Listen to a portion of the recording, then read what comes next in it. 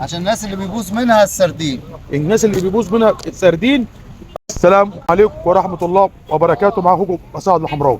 تمليح. بصوا السردين اسهل حاجه، على كل كيلو هتحط ربع كيلو ملح. مظبوط يا حاج سعيد؟ مظبوط يا شيخ. بصوا اهو بنحط ملح اهو. تمام اهو. هتقلب اهو حاج. ماشي. احنا كده قلبنا وبنرص اهو. بصوا ده سردين الماكس، احسن سردين في العالم. اللي يقول غير كده يبقى خد بالك ما يفهمش حاجه في العالم. بفضل من ربنا. البرطمان بيتعمل كده ويتفك. بصوا اهو بيدكوا عشان ما يبقاش فيه هواء. عشان الناس اللي بيبوظ منها السردين. الناس اللي بيبوظ منها السردين بصوا بيبقى واخد هواء. اهم حاجه ان انت تدفس يا حاج. صح يا حاج؟ بصوا يبقى مفيش هواء في السردين. مفيش هواء خالص. تمام. الملح بقى واخد بالك مش ياما. الكيلو عليه ربع كيلو، وبالذات في الصيف. في الشتاء ممكن تقلل. خلاص وفي الصيف بيستوى. اللي يقول لك بياخد شهر وياخد 15 يوم الكلام ده مفيش. الكلام دوت يومين. سردين الماكس مع السمونيه بتاعته بيسخن، بيبقى سخن من مع السمونيه فبيستوي.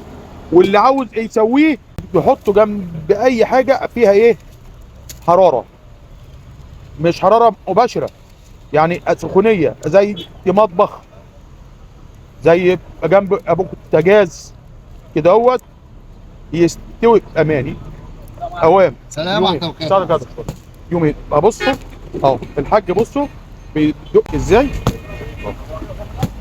خلاص ادي كده والشوق في الاخر هنعمل ايه احنا بقى، عشان ديت اهم حاجه في الاخر. بصوا بيتفش ازاي. مفيش هواء. اهم حاجه حكايه الهواء.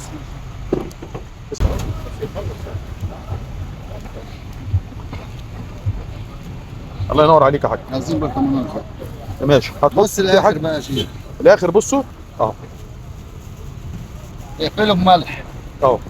قفلناه احنا بملح. خلاص. شو بقى النقطه الاخيره دي؟ الشط معاك يا حاج.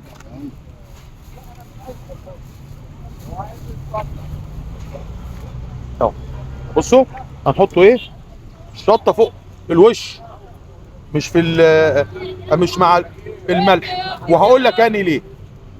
الشطه لما هتبقى مع الملح هتاكل السردينيه من بطنها، هتتهرى، لكن من فوق هتديله طعم.